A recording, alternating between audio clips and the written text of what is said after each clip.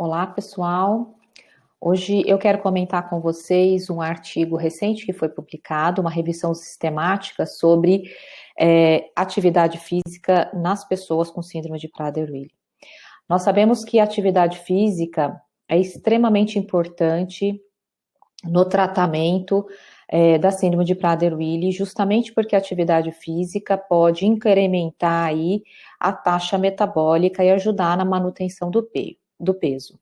Mas, ao mesmo tempo, nós sabemos das grandes dificuldades, né, que as crianças com a síndrome de Prader-Willi podem apresentar na realização da atividade física, então isso acaba sendo uma tarefa bastante desafiadora.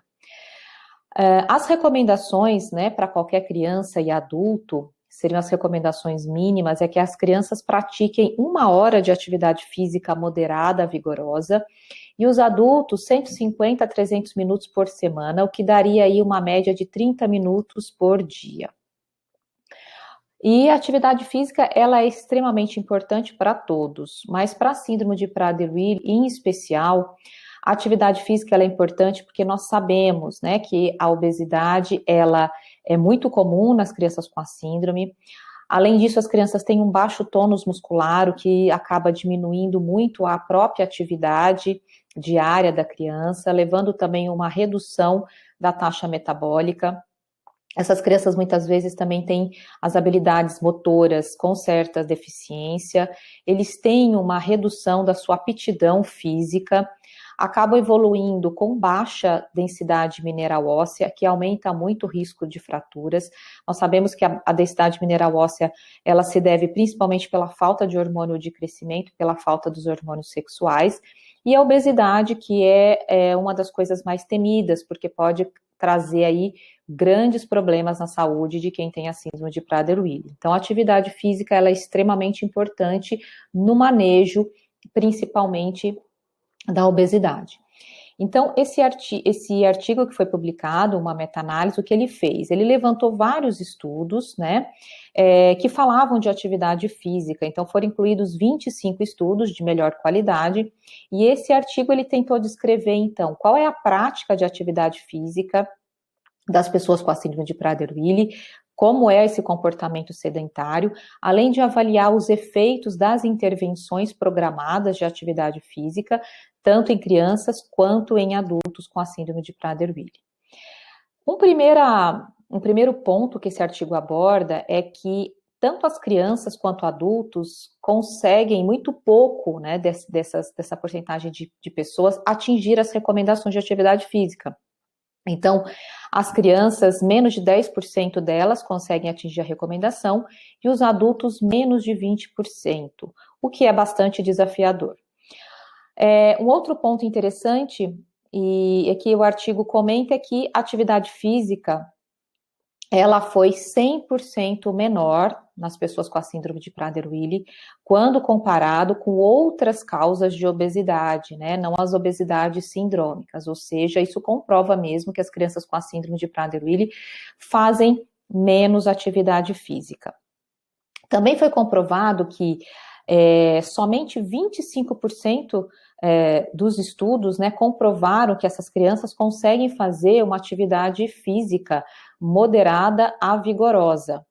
E na maioria dos estudos, ou seja, quase 75%, a tendência foi bem menor quando comparado com outras causas de obesidade ou com outras crianças sem a síndrome. Também o tempo sedentário, ou o tempo que as pessoas com a síndrome de Prader-Willi ficam paradas, né, ou seja, mais do que 30 minutos, foi muito grande, principalmente nos adultos. Mais de 50% dos estudos comprovaram esse sedentarismo. Em relação ao gasto energético também, então, mesmo fazendo atividade física, o que os estudos mostraram é que a pessoa com a síndrome de Prader-Willi tem um gasto energético, né, desencadeado pelo exercício menor do que uma outra pessoa que não tem a síndrome de Prader-Willi. Mas algumas coisas boas também foram constatadas, e isso é importante a gente levantar. Então, apesar de a maioria dos estudos, né, quase 86%, não constatarem perda de peso e perda de massa gorda, eles comprovaram outros benefícios. Um único estudo mostrou uma diferença em relação à diminuição da massa gorda e perda de peso, mas foi um estudo bastante diferente, e notem que nesse estudo a atividade física ela chegava a ser quase 6 horas por dia de exercícios aeróbicos, ou seja, bastante intenso para realmente mostrar efetividade na perda de gordura. Mas o que todos os estudos mostraram, né? Primeiro, que 100% dessas crianças tiveram aumento na massa magra. Então, a atividade física foi muito positiva nesse sentido, além de também melhorar a densidade mineral óssea, ou seja, também todos os estudos comprovaram benefício na massa óssea, e 71% dos estudos mostraram que havia uma melhora na função física, tanto na força muscular, quanto na distância em que essas crianças conseguiam fazer a caminhada e também na coordenação motora. Então, a atividade física é bastante importante, não especificamente na perda de peso e na massa magra, na massa gorda, mas principalmente melhorando a massa magra, o que torna o músculo mais saudável, e isso é extremamente importante. Fora isso, eles também avaliaram a satisfação e o prazer que tanto crianças quanto adultos com a síndrome de Prader-Willi tinham de fazer atividade física. Isso foi bastante legal, porque mostra que os adultos tinham uma satisfação e um prazer muito grande em fazer atividade física, contrário àquela ideia que muitas vezes a gente pode ter, que eles não gostam de fazer atividade física. Aqui vale lembrar que quando eles se envolvem em alguma atividade prazerosa, eles realmente gostam. As crianças, esse nível de satisfação e prazer foi um pouco menor do que dos adultos, mas também uma satisfação bastante moderada. E, então, dos resultados principais desse estudo, quais foram os benefícios encontrados para atividade física? Então, atividade física nas pessoas com a síndrome de Prader-Willi melhora a aptidão física, aumenta a massa magra, melhora a saúde óssea, independente da perda de peso e da porcentagem de gordura. E aí, o que é importante, o artigo cita isso, é como motivar essas crianças para entrar numa atividade física e que elas gostem.